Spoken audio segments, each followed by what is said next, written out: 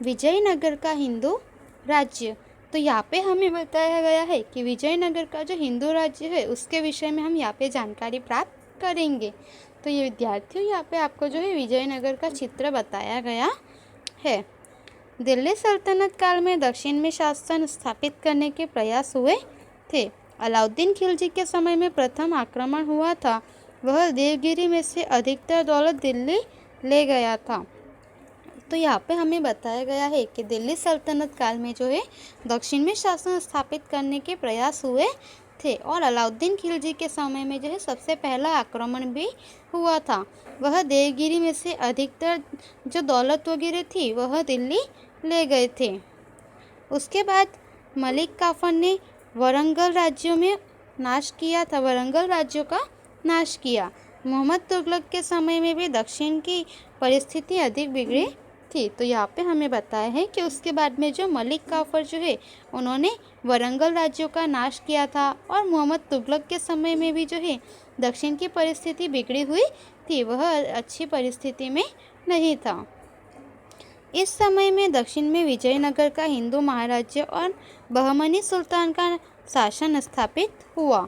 वरंगल के राजा की हार होते ही जादव कुल के दो भाई हरिहर और बुक्का को विद्यारण्य स्वामी ने विजयनगर का राज्य स्थापित करने हेतु प्रोत्साहन किया। तो यहाँ पे हमें बताया है कि इस समय में जो है दक्षिण में विजयनगर का हिंदू जो है वह महाराज्य था।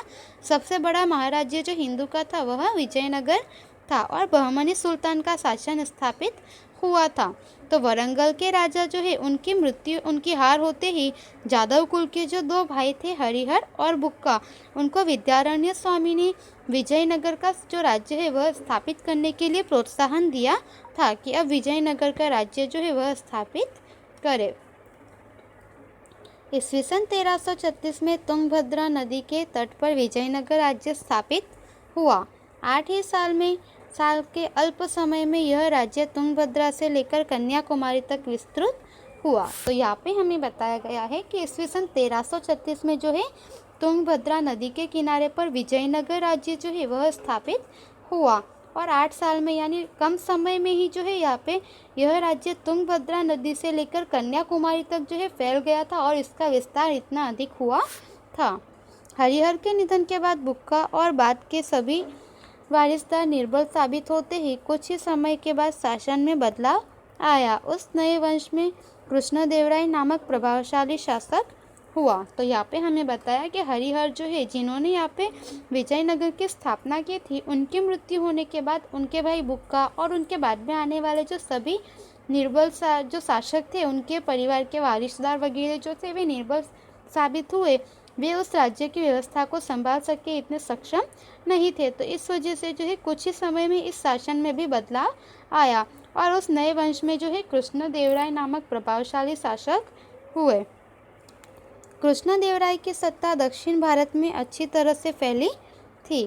फिरंगियों के साथ कृष्णदेवराय के अच्छे संबंध थे। वह साहित्य और कला का भी प्रेमी था। तो यहाँ पे हमें बताया है कि कृष्णदेवराय जो है उनकी सत्ता दक्षिण में भी अच्छी तरह से फैली हुई थी। दक्षिण में भी उनका काफ़ी अच्छा जो है राज्य शासन था और फिरंगी जो है अंग्रेजों के साथ कृष्णदेवराय के अच्छे संबंध थे और वह साहित्य और कला जो है वह साहित्य और कला के प्रेमी भी थे। उन्हें साहित्य और कला पसंद था।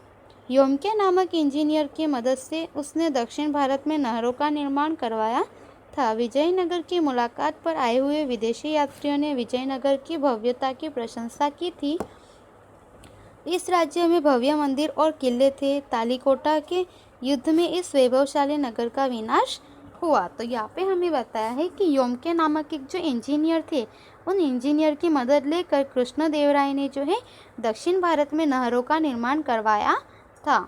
और उसके बाद में विजयनगर की मुलाकात पर आए हुए जो विदेशी थे, जो कि यहाँ पे घूमने प्रवासी के रूप में आए थे, उन्होंने विजयनगर की भव्यता, वहाँ पे जो सुंदरता है उसकी अधिक प्रशंसा की थी और इस राज्य में जो है भव्य मंदिर और किले वगैरह थे। परंतु तालीकोटा का जो युद्ध हुआ उसमें इस वैभवशाली जो है नगर का विनाश हुआ। तो यहाँ पे विद्यार्थी आपको जो है कृष्णदेवराय का चित्र बताया गया है। अब हम आगे जानेंगे। बहमनी राज्य दक्कन में कई अमीरों ने बगावत की थी। हसन नामक काबिल अमीर के दक्कन का सुल्तान होते ही बहमनी सल्तनत की स्थापना हुई। तो यहाँ पे हमें बताया है कि दक्कन में जो है कई अमीरों ने बगावत की थी और हसन नामक जो काबिल अमीर है उनके दक्कन का सुल्तान होते ही बहमनी सल्तनत की यहाँ पे स्थापना हुई। हसन के सुल्तान होते ही अपने शाही वंश का नाम बहमनी वंश रखा। तो यहाँ पे हमें बताया है कि हसन जो है वह सुल्तान होते ही उसने अपने जो शाही वंश था उसका नाम बहमनी वंश रख दिया। बहमनी राज्य में मोहम्मद गावा नामक एक बहादुर वजीर हुआ। उसने कई प्रदेश जीते और बहमनी राज्य का विस्तार किया। उसने बहुत ही कुशलतापूर्वक संचालन किया। उसके बाद बहमनी राज्य पर की सत्ता जो है वह निर्बल होने लगी। तो यहाँ पे हमें बताया है कि बहमनी राज्य में जो है मोहम्मद गावा नामक एक बहादुर वजीर भी था जो कि वहाँ पे शासन व्यवस्था में कार्य करता था और उसने जो है कई सारी प्रदेशों को जीता और बहमनी का जो राज्य था वह विस्तार जो है उसको विस्तार में किया और उसने जो है बहुत ही कुशलतापूर्वक संचालन किया और कार्य जो है वह कुशलतापूर्वक संभाला और उसके बाद जो है बहमनी राज्य पर की सत्ता जो है निर्बल होने लगी थी। विजयनगर और बहमनी राज्यों के बीच बार बार युद्ध होते थे। बहमनी राज्य का पतन होते ही उसके कुछ प्रांत स्वतंत्र हो गए। उसमें से बीजापुर, अहमदनगर, गोवलकोंडा, वराड़ और बीडर ऐसे 5 स्वतंत्र राज्य स्थापित हुए। तो यहाँ पे हमें बताया है कि विजयनगर और बहमनी राज्यों के बीच में जो है बार बार युद्ध होते रहते थे और बहमनी राज्य जो है उसका पतन होते ही कुछ प्रांत जो है कुछ राज्य जो है वे अलग स्वतंत्र हो गए थे। उनमें से जो है बीजापुर, अहमदनगर, गोवलकोंडा, वराड़ और बीडर ऐसे 5 राज्य जो है वे स्वतंत्र स्थापित हुए। तो इस तरह से यहाँ पे जो है बहमनी राज्य का भी अंत हुआ। अब यहाँ पे हमें बताया है दिल्ली सल्तनत का अंत। तो दिल्ली सल्तनत का अंत किस तरह से हुआ।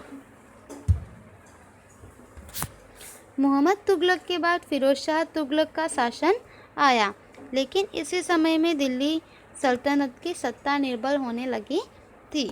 तो यहाँ पे हमें बताया है कि मोहम्मद तुगलक के बाद जो है फिरोज शाह तुगलक शासन पर आया और उसने राज्य व्यवस्था संभाली, परंतु इसी समय में जो है दिल्ली की सल्तनत सत्ता जो है वह निर्बल होने लगी थी। अब वहाँ पे जो है शासन व्यवस्था व्यवस्थित रूप से नहीं चल रही थी। तुगलक वंश के शासन दौरान तैमूर ने दिल्ली पर आक्रमण किया, दिल्ली को लूटा। तो यहाँ पे हमें बताया है कि तुगलक वंश का जो शासन था उसी दौरान में तैमूर जो है उसने दिल्ली पर आक्रमण किया तथा दिल्ली को लूटा। ऐसी अराजकता के बीच खिज़र खान नामक लाहौर के हाकिम ने दिल्ली पर सैयद वंश की स्थापना की। इस वंश के सुल्तानों की सत्ता दिल्ली के पास आसपास के विस्तार तक ही सीमित थी। तो यहाँ पे हमें बताया है कि तैमूर जो है उसने दिल्ली पर आक्रमण किया तथा दिल्ली को लूटा और यहाँ पे अराजकता फैल गई थी। पूरा जो शासन व्यवस्था थी वह अस्त व्यस्त हो चुकी थी और ऐसी अराजकता के बीच में जो है खिज़र खान नामक लाहौर जो के हकीम थे उन्होंने दिल्ली पर सैयद वंश की स्थापना की और इस वंश के सुल्तानों की सत्ता जो है दिल्ली के आसपास के विस्तार तक ही सीमित थी, उसका अधिक विस्तार नहीं था। बहलोल नामक एक अफगान सरदार ने ईस्वी सन 1451 में दिल्ली की गद्दी पर लोदी वंश की स्थापना की। उसके बाद उसका बेटा सिकंदर लोदी वंश की गद्दी पर आया। तो यहाँ पे हमें बताया है कि बहलोल नामक एक अफगान सरदार जो है उन्होंने ईस्वी सन 1451 में दिल्ली की गद्दी पर जो है लोदी वंश की स्थापना की और उसके बाद जो है उनके बेटे सिकंदर लोदी ने दिल्ली की गद्दी पर आए और शासन संभाला। सिकंदर में श्रेष्ठ शासक के सभी गुण थे, लेकिन धर्म की दृष्टि से वह असहिष्णु था। उसके निधन के बाद गद्दी के लिए लड़ाइयाँ हुई, जिसमें इब्राहिम लोदी ने बड़े भाई को पराजित करके दिल्ली की गद्दी संभाली। उसके अहंकारी व्यवहार से अमीर नाराज हुए। संपूर्ण राज्य में उसका विरोध हुआ। तो यहाँ पे हमें बताया है कि सिकंदर जो थे वह उसमें सभी शासक में जो गुण होने चाहिए वह सभी श्रेष्ठ गुण थे, लेकिन धर्म की दृष्टि से जो है उसमें गुण नहीं थे और वह असहिष्णु था।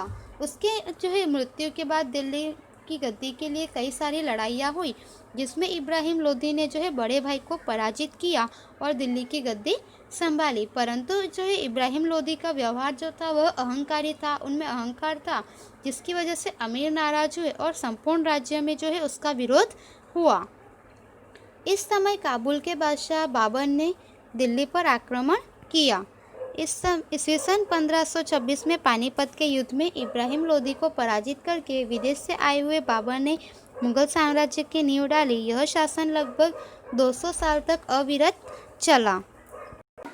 तो यहाँ पर हमें बताया गया है कि इस समय में जो है काबुल के बादशाह बाबर ने दिल्ली की गद्दी पर आक्रमण किया और ईस्वी सन 1526 में पानीपत के युद्ध में जो है इब्राहिम लोदी को पराजित करके विदेश से आए हुए बाबर ने मुगल साम्राज्य की नींव डाली और यह शासन जो है लगभग 200 साल तक जो है अविरत चलता रहा था। तो मुगल शासन जो था वह काफ़ी लंबे समय तक चला।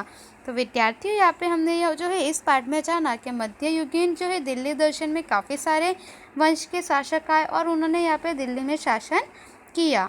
अब यहाँ पे हमारा यह पाठ समाप्त होता है। आपको इसका स्वाध्याय जो है वह नोटबुक में लिखना है। धन्यवाद।